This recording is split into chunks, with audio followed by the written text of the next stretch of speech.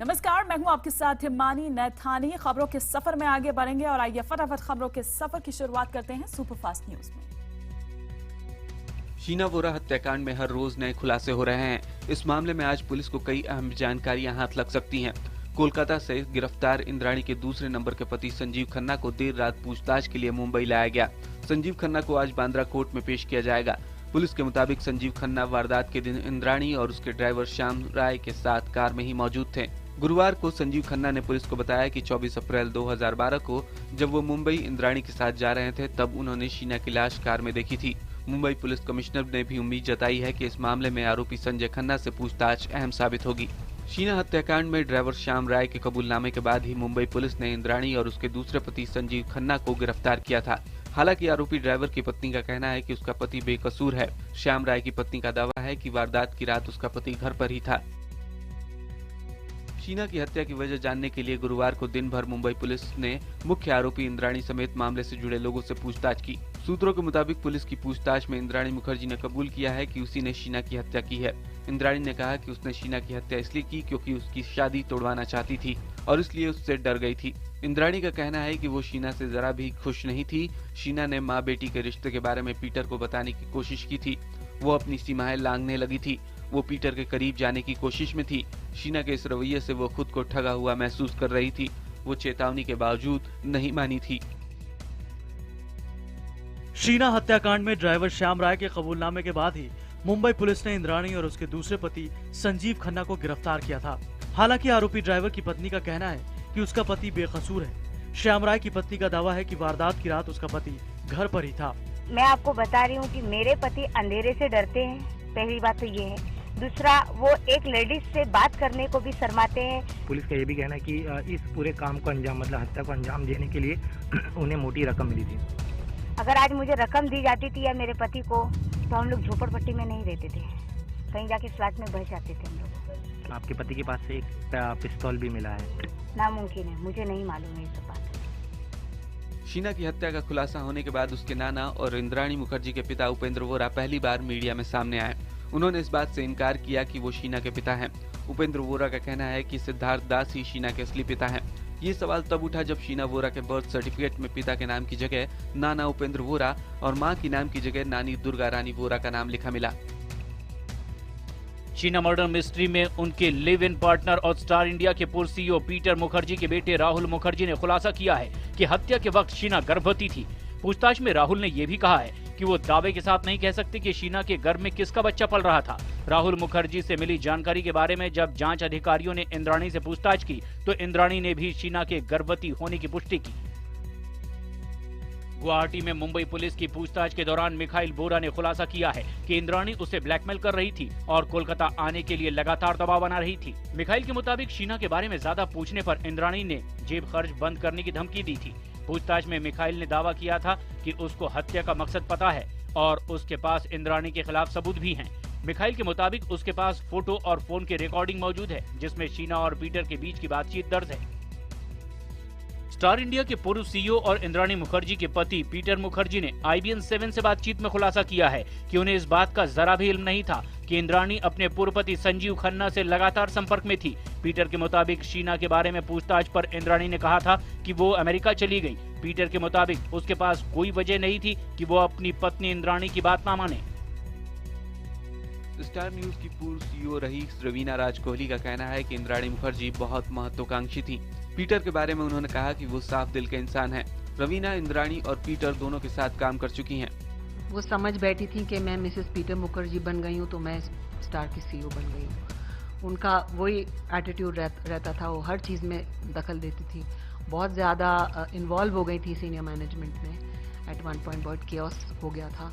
आपके चैनल में भी लोग रहे हैं जो हमारे साथ स्टार में थे, उनसे भी पूछ लीजिएगा। थी बड़ी बॉसी, बहुत श्योर ऑफ हरसेल्फ, बहुत सुपर कॉन्फिडेंट, बहुत एम्बिशियस, बहुत फोकस था उनका कि मुझे मिसेस पीटर मुखर्जी बन के मुझे उससे भी बड़े लेवल पे जाना है। तो एम्बिशन तो बहुत ही ज़्यादा था उनका। पाकिस्तान ने एक बार फिर द सीज फायर का उल्लंघन किया है। जम्मू के आरएस पुरा सेक्टर में बीएसएफ की 5 पोस्टों पर पाकिस्तान की तरफ से फायरिंग हुई है, जिसमें एक की मौत हो गई है जबकि 5 लोग इसमें घायल हुए हैं। गोलीबारी रात 10 बजे से शुरू हुई और देर रात 3:30 बजे तक चलती रही। स्थानीय लोगों के मुताबिक पाकिस्तान ने रिहायशी इलाकों में मोर्टार शेल दागे घायलों को अस्पताल में भर्ती कराया गया है, जहां उनका इलाज हो रहा है। लोगों के साथ साथ कई मवेशी भी घायल हुए हैं। पटना में तनख्वाह बढ़ाने की मांग कर रहे मदरसा शिक्षकों पर लाठीचार्ज करा के डीएम और एसपी नप गए हैं। दोनों का तबादला कर दिया गया है। बताया जा रहा है कि अवैध पोस्टर होर्डिंग हटवाने से भी नीतीश सरकार नाराज थी। संजय अग्रवाल को पटना का नया डीएम बनाया गया है। पटना की डीएम प्रतिमा वर्मा बिजली विभाग में योगदान देंगी। वहीं एसएसपी विकास वैभव का पूर्णिया तबादला कर दिया गया है। मनु महाराज फिर से पटना के एसएसपी बना दिए गए हैं। पटना सहित 3 जिले के डीएम एसपी हटाए गए हैं। दिल्ली में एनडीए नेताओं के बीच गुरुवार को अनंत कुमार के घर बैठक हुई। बैठक में बिहार चुनाव में सीट बंटवारे को लेकर चर्चा हुई। बैठक में भूपेंद्र यादव और चिराग पासवान भी शामिल थे। बैठक खत्म होने के बाद एलजेपी नेता चिराग ने बताया कि जिन सीटों पर उनकी दावेदारी है और जिन सीटों पर ऐतराज है उसकी लिस्ट उन्होंने सौंप दी है। साथ ही चिराग पासवान ने सितंबर के पहले हफ्ते तक सीटों पर फैसला हो जाने की उम्मीद जताई। गुरुवार को दिल्ली के सीएम अरविंद केजरीवाल ने पटना में बिहार के सीएम नीतीश कुमार के साथ मंच साझा करते हुए केंद्र सरकार को आड़े हाथों लिया। केजरीवाल ने कहा कि बिहार को पैकेज देकर बिहार के लोगों को खरीदने की कोशिश की जा रही है, लेकिन बिहार की जनता बिकाऊ नहीं है और वो इसका जवाब देगी। केजरीवाल ने केंद्र सरकार पर दिल्ली सरकार के काम में दखल देने का भी आरोप लगाया। वहीं गुरुवार सुबह पटना पहुंचने पर अरविंद केजरीवाल का एयरपोर्ट पर विरोध भी हुआ। केजरीवाल को कुछ लोगों ने काले झंडे दिखाए। विरोध करने वाले आम आदमी पार्टी के बागी बताए जा रहे हैं, जिन्होंने देर तक केजरीवाल वापस जाओ के नारे लगाए। हाजीपुर में सांसद पप्पू यादव ने बिहार के सीएम नीतीश कुमार और केजरीवाल की मुलाकात को दुष्टों का मिलन बताया। एक जनसभा को संबोधित करते हुए पप्पू यादव ने दोनों नेताओं को अहंकारी और जनता से वादा खिलाफी करने वाला बताया। जिस समाज की पूरी जिंदगी और नौजवानों की जिंदगी बर्बाद कर दिए, आज पुनः उसी का इस्तेमाल करते हो, ठगते हो। और वही जो पूर्वांचल के इतिहास को जिस अरविंद केजरीवाल ने बर्बाद कर दिया, जो अहंकार और सबसे बड़ा दुष्ट है। वहीं दूसरी तरफ बीजेपी नेता सुशील मोदी ने नीतीश पर निशाना साधते हुए कहा कि केजरीवाल को बुलाकर नीतीश बिहार चुनाव नहीं जीत सकते।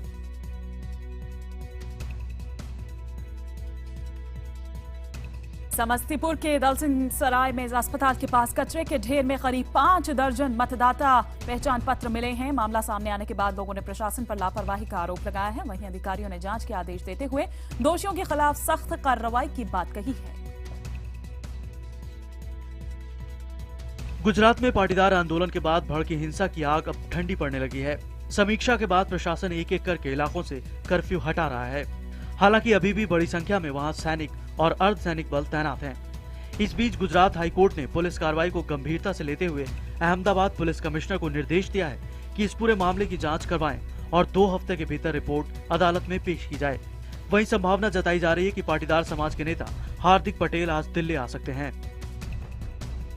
केंद्र सरकार ने उन 98 शहरों के नाम का ऐलान कर दिया है जो स्मार्ट सिटी बनाने के लिए चुने गए हैं। स्मार्ट सिटी के लिए सबसे अधिक 13 शहर उत्तर प्रदेश से चुने गए हैं, जबकि तमिलनाडु के 12 शहरों का चयन किया गया है। देश के 24 राज्यों की राजधानियों को इस योजना में शामिल किया गया है, लेकिन पटना, बेंगलुरु और कोलकाता को योजना में जगह नहीं मिली है। केंद्रीय शहरी विकास मंत्री वेंकैया नायडू ने बताया कि स्मार्ट शहरों से शहर का तकनीकी और आर्थिक तौर पर विकास किया जाएगा। इसके लिए सरकार ने 48,000 करोड़ रुपए का प्रावधान किया है। यूपी में गवर्नर के नए लोकायुक्त की फाइल 4 बार लौटाए जाने से नाराज मुलायम सिंह ने पीएम मोदी से मुलाकात कर शिकायत दर्ज की। वहीं सरकार ने लोकायुक्त संशोधन बिल विधानसभा और विधान परिषद से पारित करा लिया है। अंतिम मुहर के लिए इसे राज्यपाल के पास भेजा जाएगा। नई नियमावली में चीफ जस्टिस को चयन समिति में नहीं रखा गया है। बारामूला जिले में सुरक्षा बलों को बड़ी कामयाबी हाथ लगी है।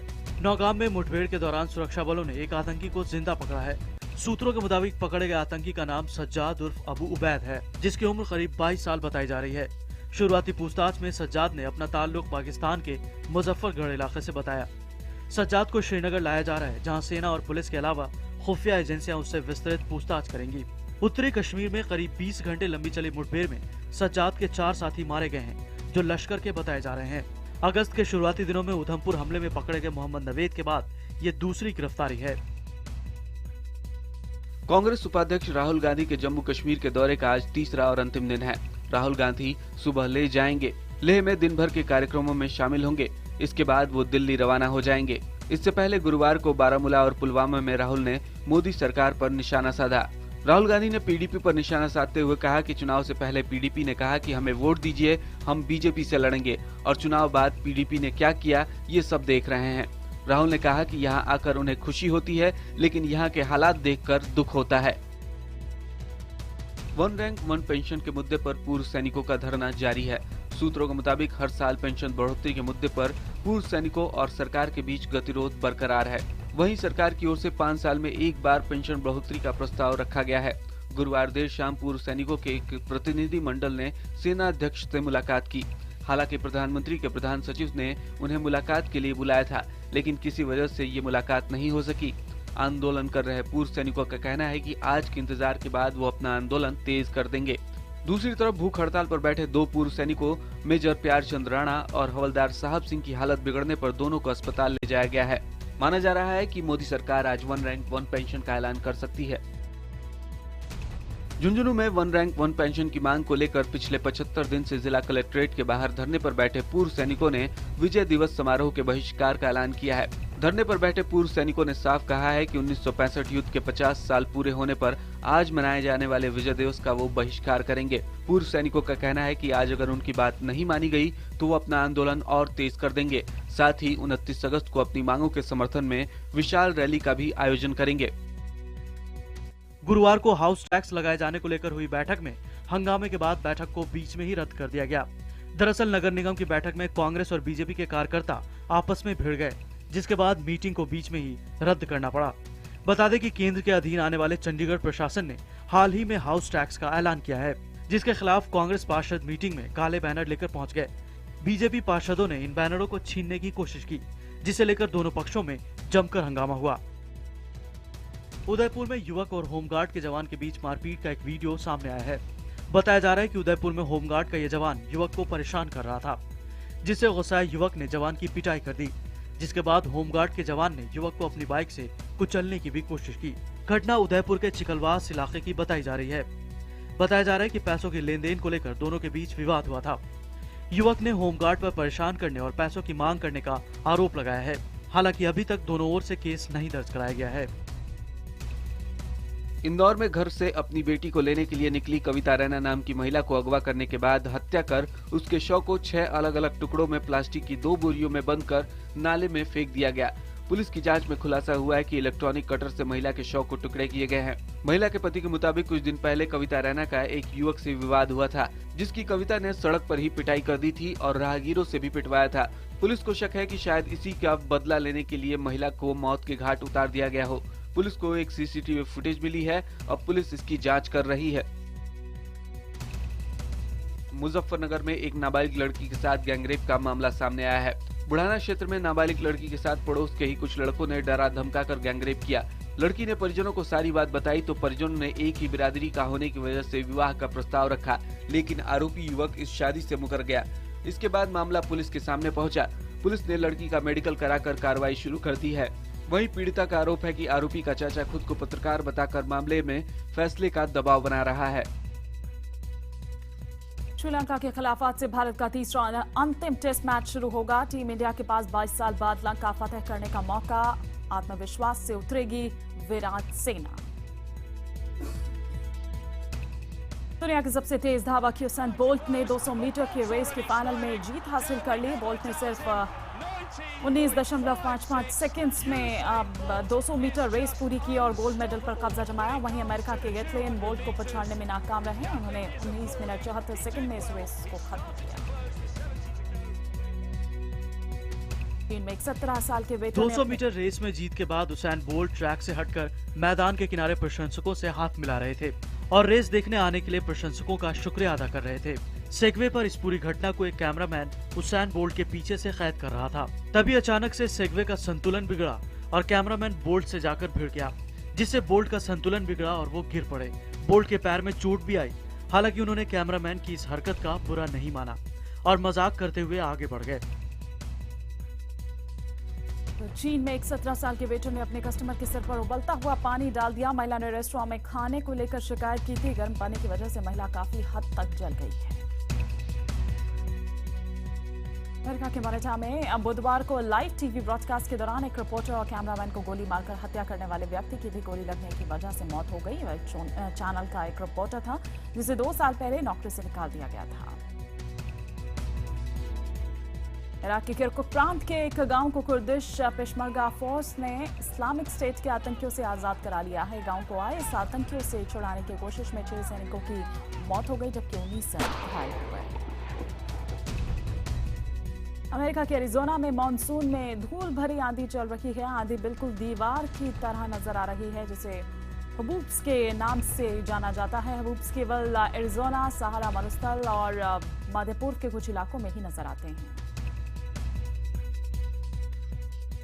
के हाबिन प्रांत में एक अजीबोगरीब हादसा हो गया। कुछ लोग बस के इंतजार कर रहे थे, तभी अचानक फुटपाथ की वो जगह अंदर धंस गई जहां लोग खड़े थे, जिसकी वजह से वहां खड़े लोग अंदर गिर गए।